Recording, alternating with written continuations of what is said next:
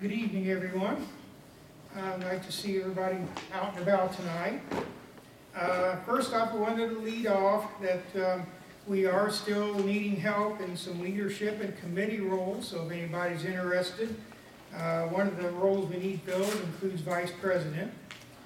We've been doing some outings, and I don't want to necessarily take over the outings. If anybody has any suggestions for outings or want to plan one yourself, feel free to, and let the leadership know. And as far as the outings I've been doing and planning, I welcome any feedback, both good and bad, on the outings we've completed and the ones we have planned. Excuse me, and the ones we have planned. As far as upcoming events, Saturday we've got an all-day bison and sandhill crane outing. Excuse me. Up to Jasper Pulaski. That sounds like it's going to be a lot of fun. Details on all these are on the calendar. January 10 and January 24, Tom Nelshoppen is going to do a dual Lightroom seminar. Don't forget January 15th at 10 a.m. here in the library is our print show and critique. So make sure you have images for that. January 19th, is that still on, Kim? The webinar at 6 p.m.? Okay, the webinar at 6 p.m. from all angles, abstract geometric architecture. Of course, Best in Show is one of our biggest events, and some deadlines coming up. January 19 is the early bird deadline. January 26th is the final entry deadline. And finally, our outings we currently have planned or scheduled for February for Bald Eagles. March, I'm going to try to hit a date in March for Emaquan Nature Preserve. And then in April, a spot and date to be determined. We'll try to do one for spring wildflowers. Okay, I'll fix that. I'll fix that one before Bob gets to speaking here. Club member Bob Wiseman will be our featured speaker tonight.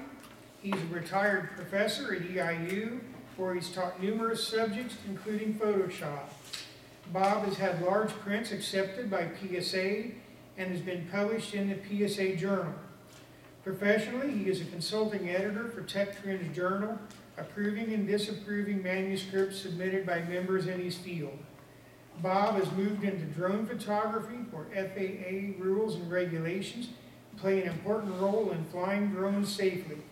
Tonight, Bob plans on covering these regulations and the equipment and software relating to drone flight. This is a subject our club has not covered before, so without further ado, let's give a warm welcome to Bob Wiseman. Thank you. If you don't mind, I'm going to take off the mask so I can talk better. Thank you, Steve. I thought perhaps it would be interesting for you people to see what a drone is all about. Have any of you held a pilot's license? Ever taken any lessons for flying? Okay. Well, of course, I've been a pilot for more than 50 years and owned an airplane for about the same length of time.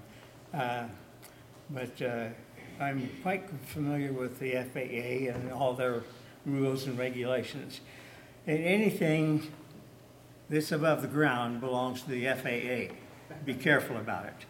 So that's why we're approaching a little bit on the drone business here in the 107 regulation. You might want to read through that. You can own a drone for personal use, and you can fly it around any way you want, but don't fly it around the airports. Don't ever think about even going out to Willard out here and flying a drone. You'll be in trouble in no time at all, because they are very, very strict on the approach to it. Even me as a pilot, when I come in to Willard, I have to get permission to enter the area, and then they tell me what to tune in for my transponder, They tell me what kind of a landing operation I will have, and it goes through quite a bit of an area like that. It is a very, very controlled area, and they do not want you in unless you have permission. And all you have to do is call them on the radio and ask permission to come in, and you can come in. But they tell you where to come in and how to come in. Okay, we're not here to fly airplanes, but anyway, I will sort of cover a little of it. An airplane is sort of a strange thing. When it is in the air, it is in a body of moving air. And wherever that air is moving, that airplane is going to go with it, unless you fight it. For instance, if you had a 100-mile trip to go from here to, let's say, north, and you were flying 150 miles an hour, but you had a 10-mile-an-hour wind coming from the west, when you got up there at that 100 mile, you'd be 10 miles east of where you wanted to be, because the air will drift you across on it. So you always had to change for that. We've had the VOR system for many years, and it's been working great. But the FAA recently changed it, and they're now going into the satellite business. The same kind of thing that we find in our drones. So that is where we are. The difference between a drone and the aircraft. A drone will, well, the system in the drone probably might cost you $100, something like that. But when you put the same thing in an aircraft, a true aircraft, you're talking $15,000 to $20,000. So it's quite a difference. But anyway, nevertheless, that's the way we work out. Well, anyway, let's talk about the drone a little bit. The drone I have is a complete unit, so big and so heavy. It's a little over 2 pounds, and it does require a license for flying. Although, if I'm flying it just strictly for fun, I don't have to worry about it. So I don't do it. Now, if I were going to fly this to take a picture for one of you, which you are going to pay me for taking, now I'm in bad waters. And the FAA says that I cannot do that, because you've got to go ahead now and get it registered and do all the necessary deals. They even go into the point of you have to have a physical. And of course, this is required for any kind of flying. But even they require a physical for this. Now, I'm wondering how long it will be before some stupid person gets a drone, goes out here to Willard Aircraft, intercepts a big aircraft coming in. And now the first thing you know, we're going to have not only a physical, but a mental charge too. And it's coming. So that is the way it goes. Anyway, this drone does have a camera, and the camera, of course, is right here on it, the very part of it. This is it. Now, it comes in 2 different versions. This particular one has a Hasselblad designed camera and lens system. It is a .28, and it goes up to an f11 as far as that is concerned. Its ISO goes from 100 up to about 3200. And under video conditions, it'll actually go on double of that. So it's quite capable of doing anything you can think of. With the battery and full charge, it will fly for about 30 minutes. I have it set so that when the battery gets down to 20% left, it stops. In other words, it goes back in and lands. It has all different kinds of sensors on it. First, let's open it up and take a look at it. Okay, you open it up by just simply opening the arms up.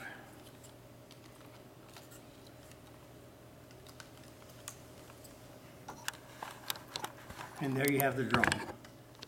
Now, these spots here in the front, these are the sensors for forward flight.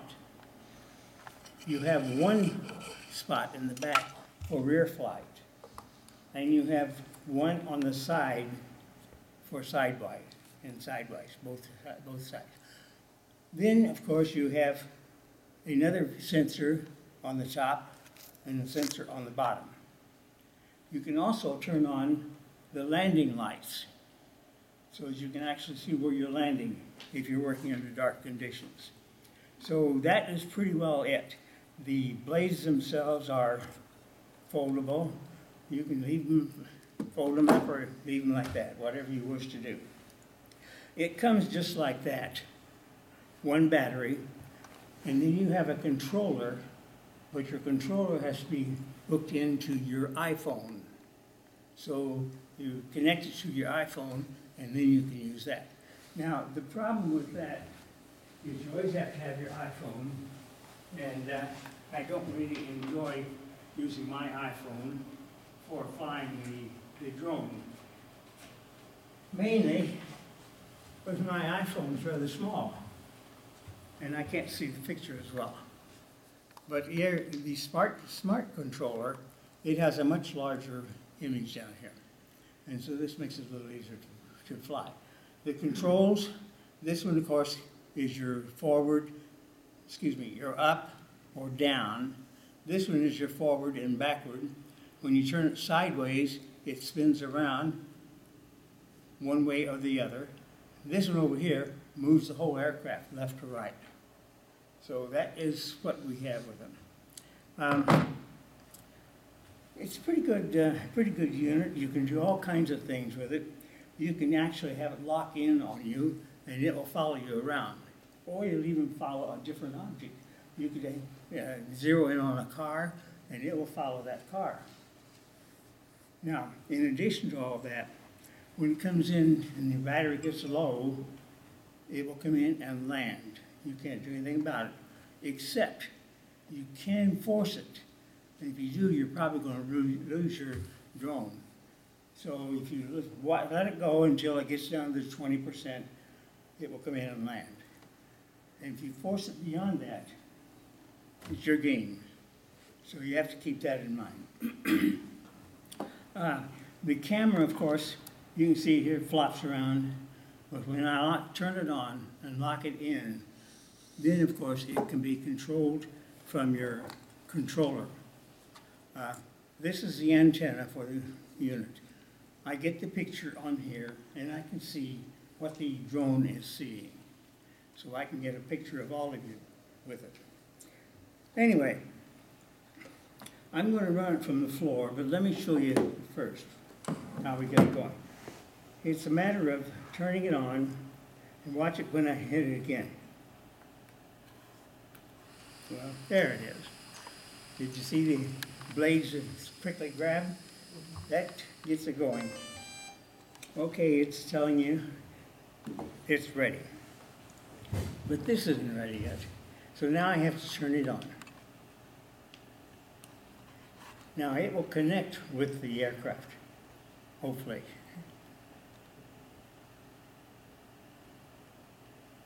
I'll try it again.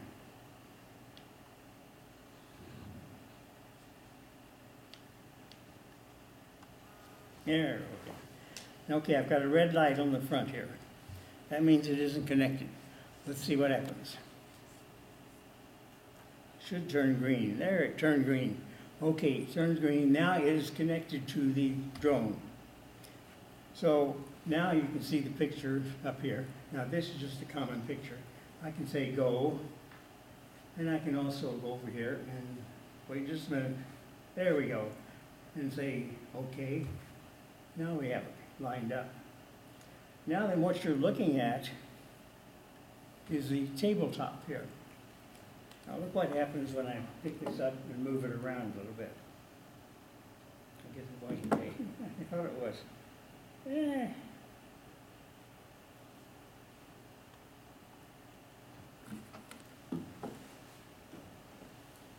One more thing.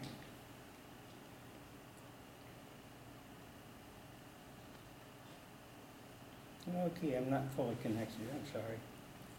Didn't connect for some reason. It's showing connection, but it isn't. Oh, well, demonstration always doomed to failure. Okay, I'll see if we can get it going here. Okay.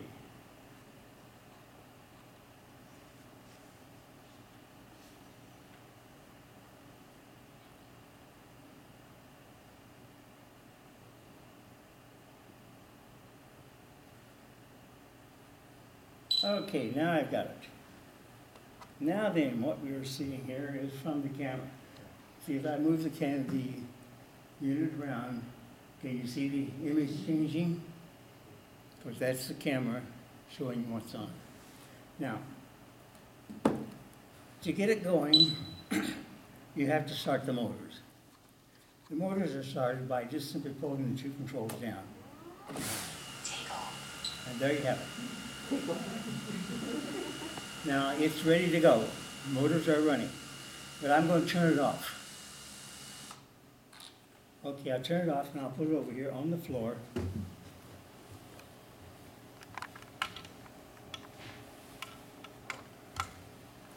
Now then I'll start it.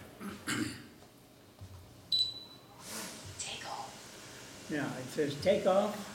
So all I have to do is turn the control forward.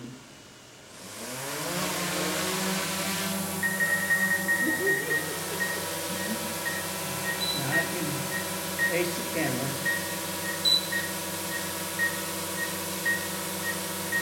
And I can do anything I want to with that. Rotate the camera.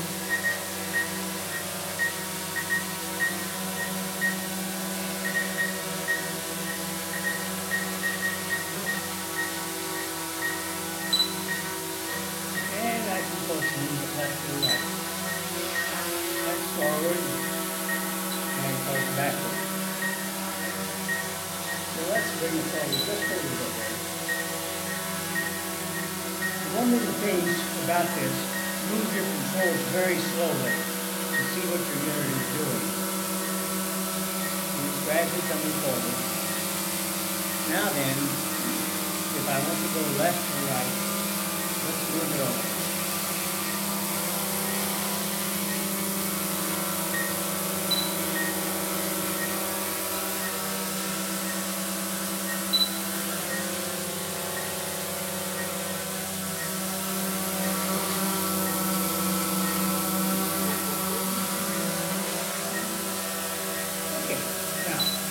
Go forward, and notice the nose will drop just a little bit. Okay.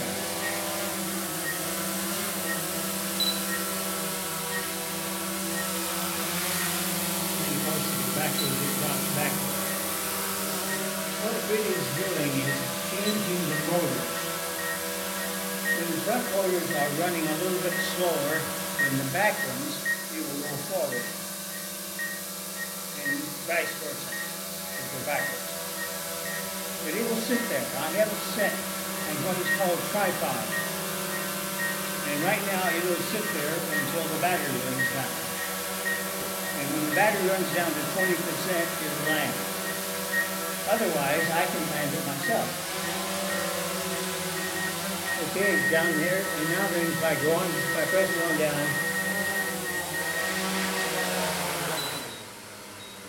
it landed and turned itself off. Okay, now then, let's start it back up again. Take off.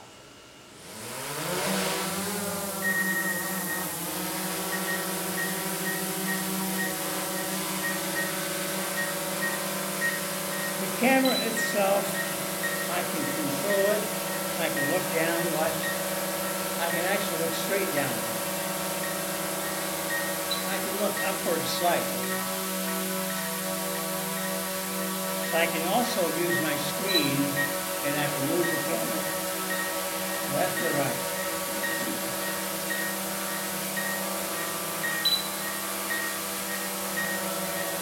And I can also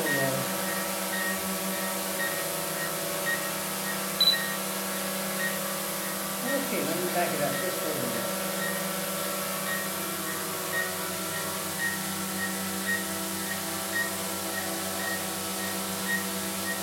Okay, so take a picture. I have a button here in the front. And I should have taken a picture in. Let's see. Yes, they got a picture. And of course, if I want to, it will go ahead and it will take video. Video, of course, is the quality is required by the FCC and your television station. So it is perfectly usable for using, for making videos for television. So it's completely and available for wrestling. So, well, if it's taking a still picture of us, is it a wide angle enough to get everybody in the room? What is that? I said, so if it's taking a still picture of us, is it wide angle enough to get everyone in the room? I think so. Okay. Without most of it. Let's see.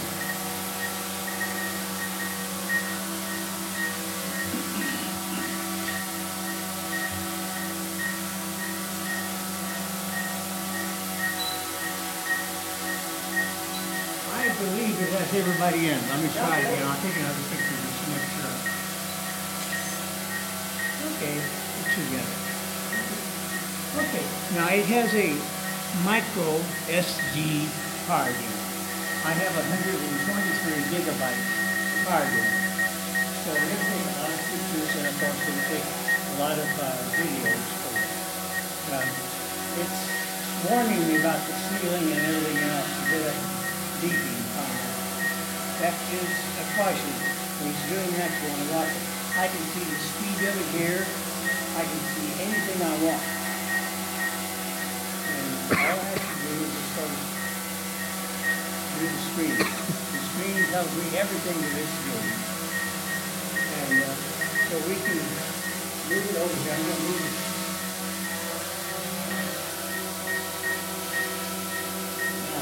Let's land it.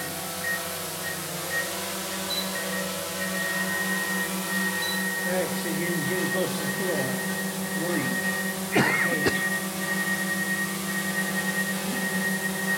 Alright, let's see if I can get the landing right on.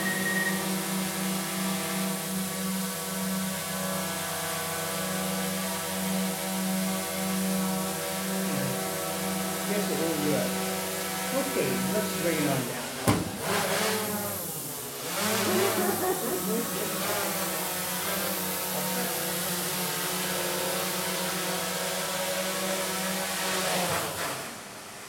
There, I got it. Okay. Now then.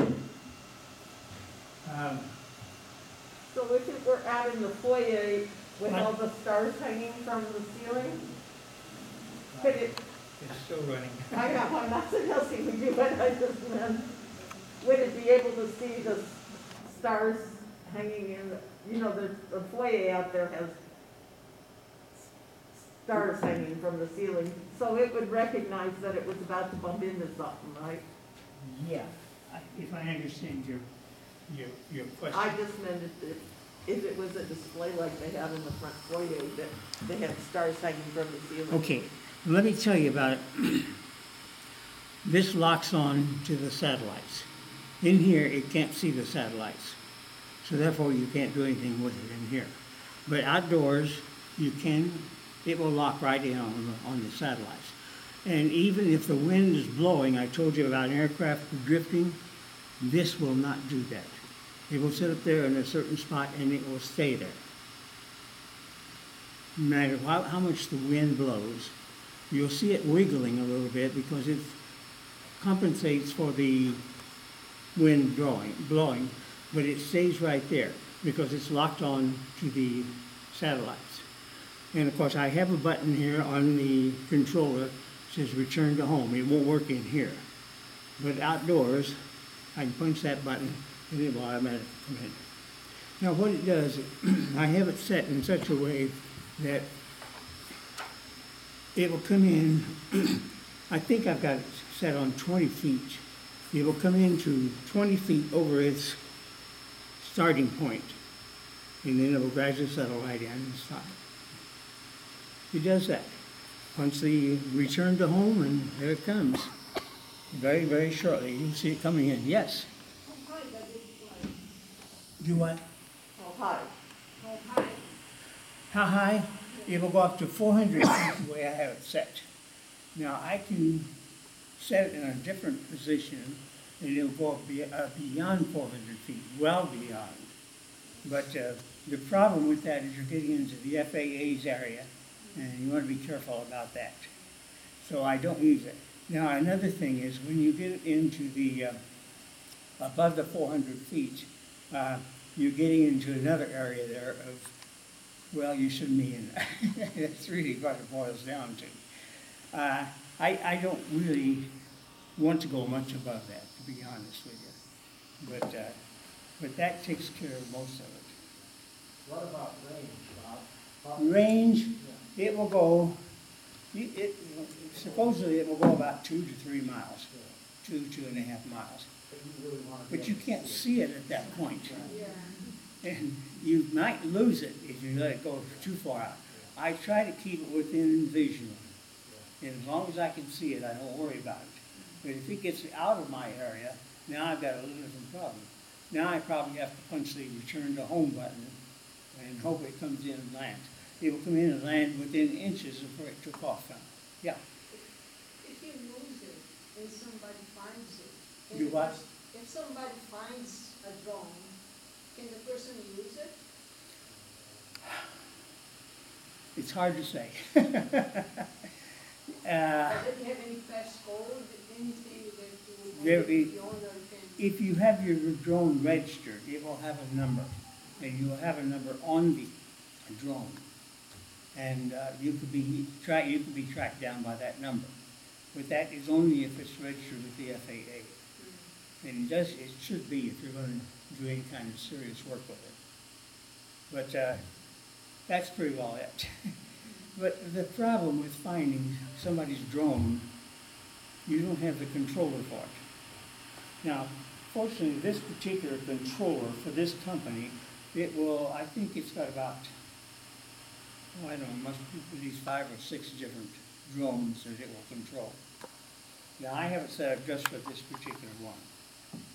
Now, if I turn on this unit before I turn on the drone, generally it has a hard time finding it. Then I have to sort of check into it, and there's a button that you take off on the side of it, and you can put the button in, and it will then connect. Let me see if I can get yeah, here we go.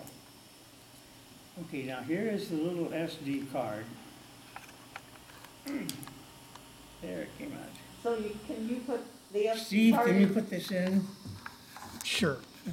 Go ahead and set the, I was gonna ask if we could get a picture on our website of the group to show that what a fun drone, This is what you the meant. variety of things we do in the club. I think so. Yeah, okay. Okay, we'll see if Steve can bring it up.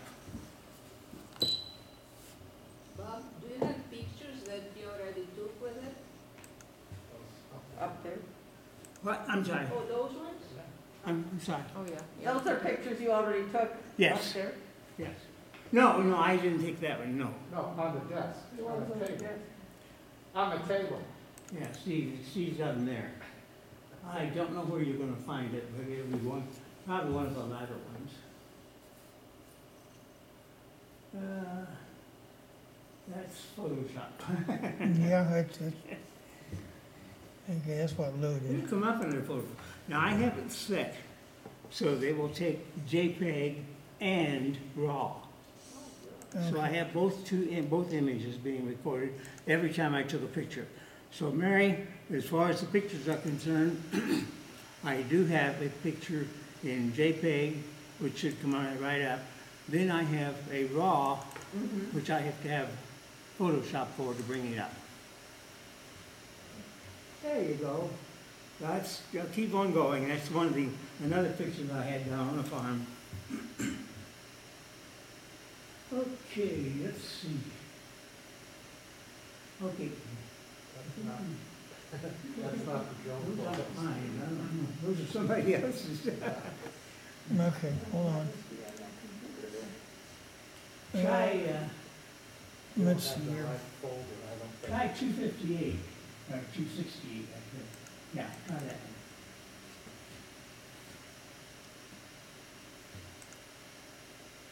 That's a JPEG, yeah, that should come up.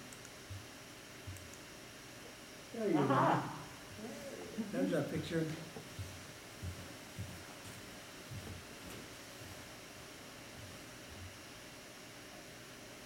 Now, can you see it better?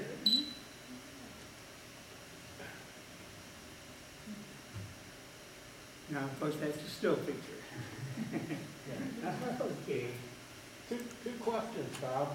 How long, did it take you a while to figure out how to use the controls and kind of? It takes a little bit, but I'll tell you what, it has a beginner's program on it, Okay. and things work very slowly.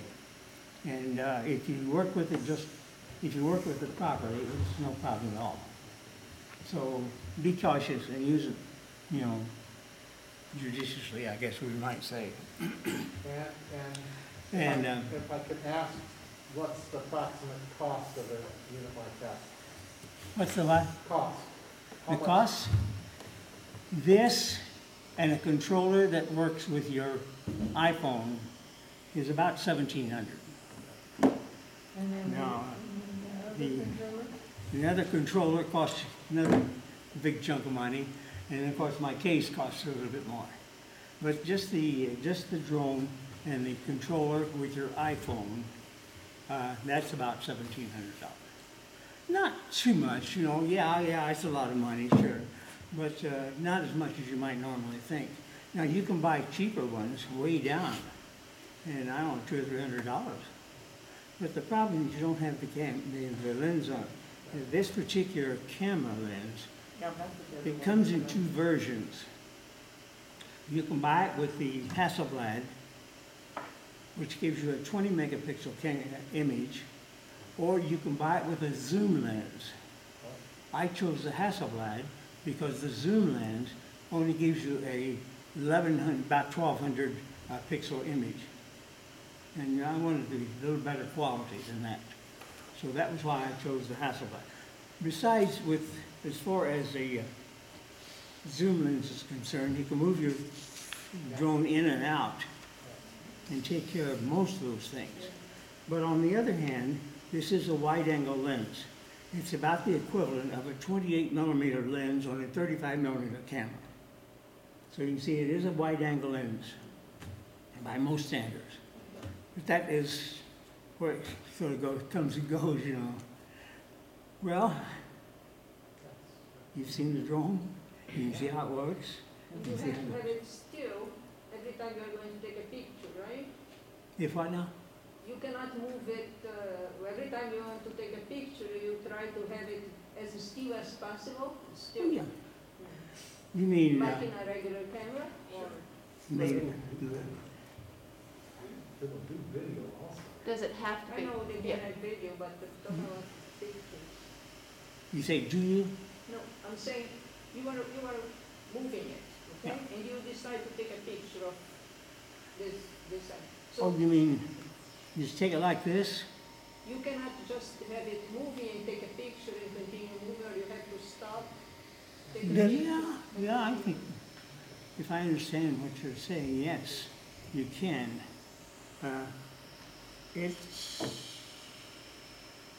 It's a camera. Can you take a burst of shots? As if you were taking a video. It's what? A burst of shots? Like one Oh, time? you mean multiple pictures? Exactly, yeah. Yeah. It will take, I think it takes about 6 pictures per second if you want to do a burst on it. Okay, So yes, you can take a burst of pictures. yeah. So, Have you had any close calls or you almost lost it or almost? I think what? Have you almost crashed or lost the drone before? Any close calls with the drone? Where you almost crashed? You mean what? Have you almost crashed ever? With the drone? Me? Have I ever crashed it? Yeah. No, I haven't yet. I must admit, I did lose it one time. And I lost sight of it, and I brought it in, and it landed. And all I could see was, on the image here, was grass. No. So, now it has a feature here that you can plug it in and turn it on, and it will tell you where it is, and you can walk to it. And it will show you how to find it by just walking to it. So, yeah, you can do that. But they say not to fly over water, at least not down low, because the sensors just don't pick up the water. This is infrared light system, and so therefore it sees things in the red scale, you might say. So that is about the only thing. Other questions?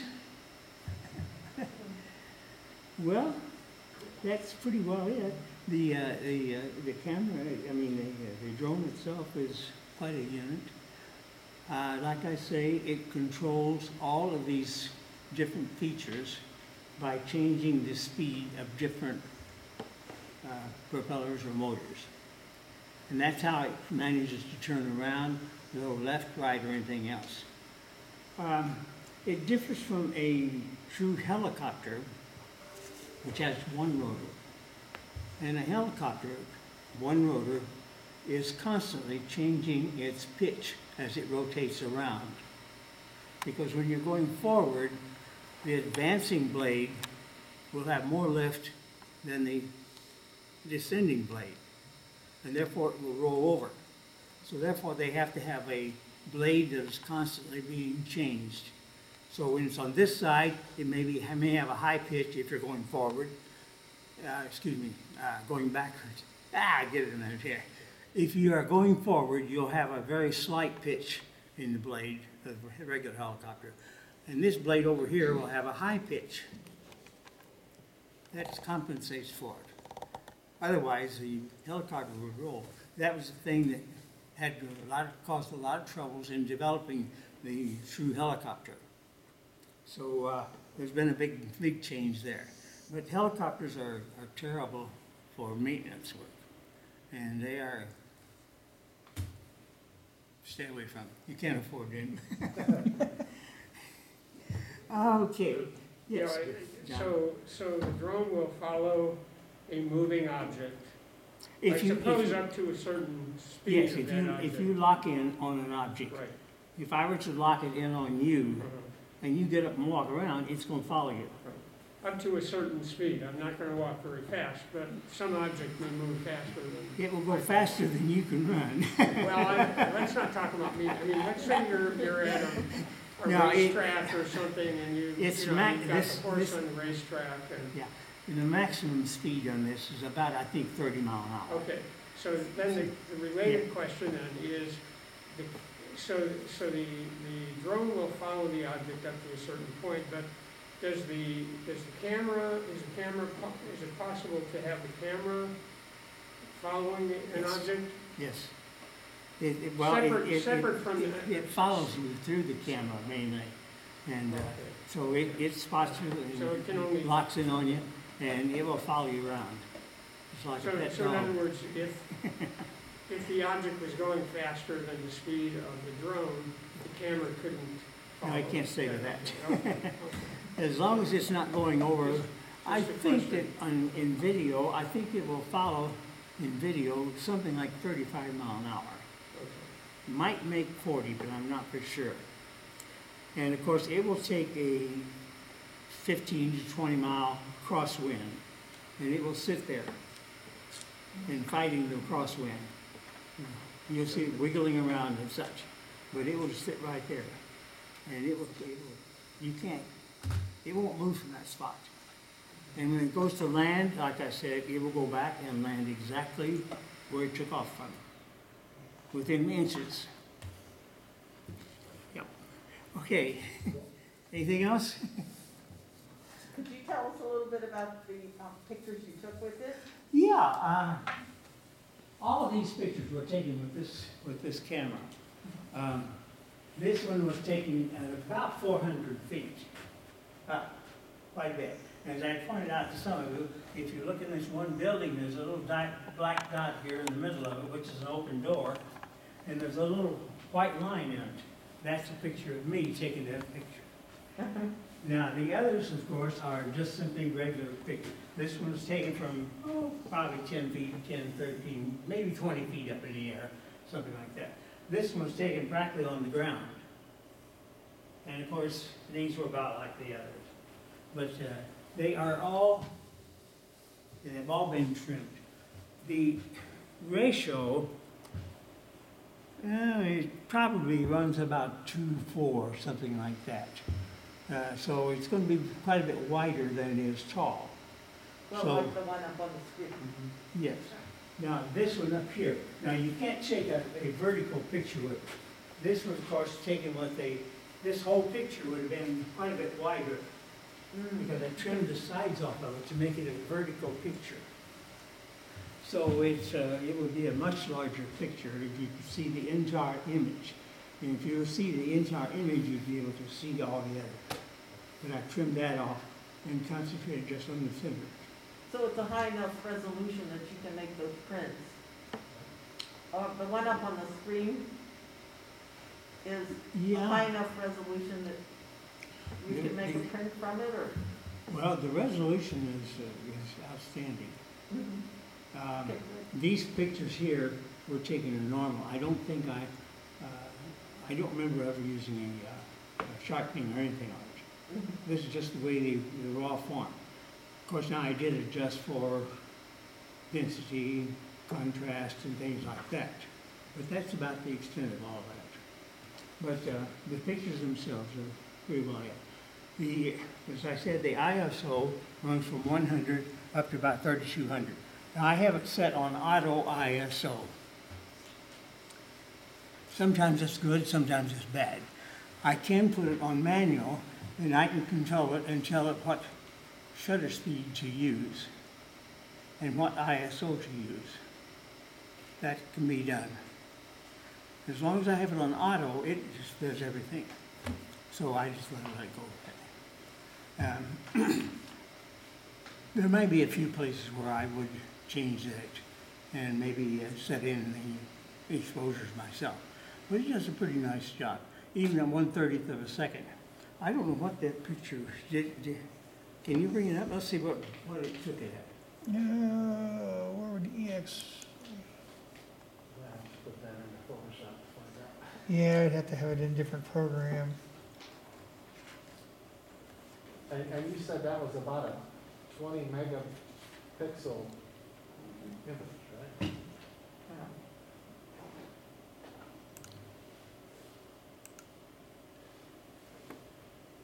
You just right click on the file And bring it open in Photoshop. and not open it, just right there. There we go. ISO 400, 1/30th, f3.2, 10.26 millimeters. Okay, yeah, you got it, okay. Yeah, there you go. 7.1 megapixel. Well, you can see the dimensions of it right there. 1/30th of a second at a 3.2. ISO 400. Not too fast. I'm sort of surprised. I thought it'd be a little higher than that. And the image, of course, is you're using it in JPEG. Now, if you wanted to bring it up in NEF, it comes in as a GNG. So DNG is a raw format, and it's the one it uses.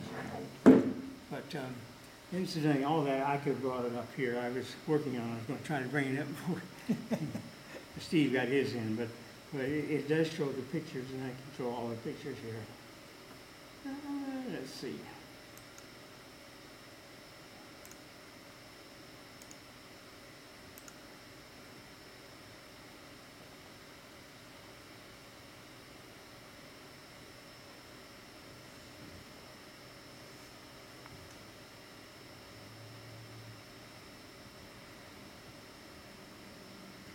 And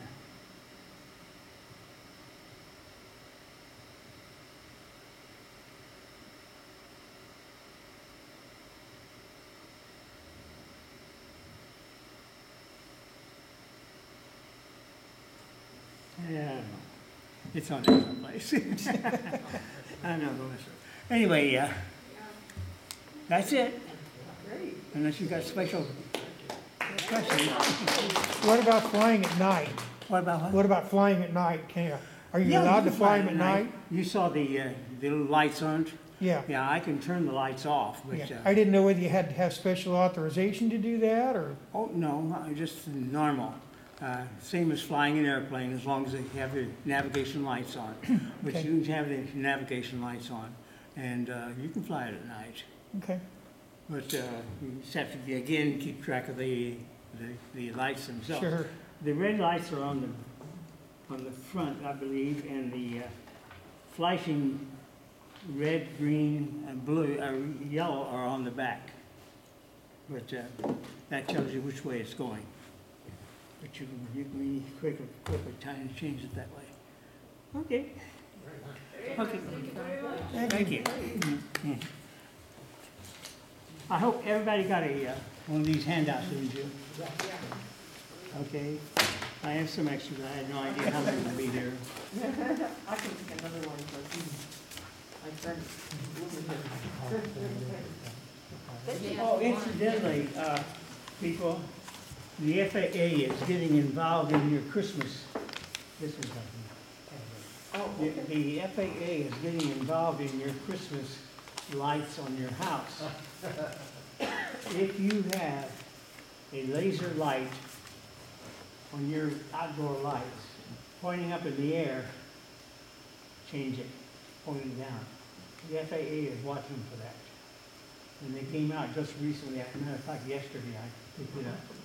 And they're saying that there's $10,000 fine for having one shining up in the air, which might blind a pilot. So, there you go. Well, they need to go in, there's a TV show called The Great American Christmas Fight. And a lot of those have lasers all over the place, Right. so. Well, those are the ones the FAA is looking at now. Yeah. And they want to be very careful about laser lights, because they can blind a pilot. Because your eyes are pretty well wide open at night. And one of those lasers flies across your light, across your eyes, you're going to be blind for a short period of time. Okay. Interesting. Great. So Mary, I'm sure you've seen the lights out on Prospect. Yeah. The two guys. Yeah. They entertain the whole neighborhood every year. neighbors don't much care for it. Well, what happened is the first year out, they just played the music that was in sync with the lights out into the air, and I'm sure all the neighbors said, we don't want 4 hours of music every What's night." that? What's the plan?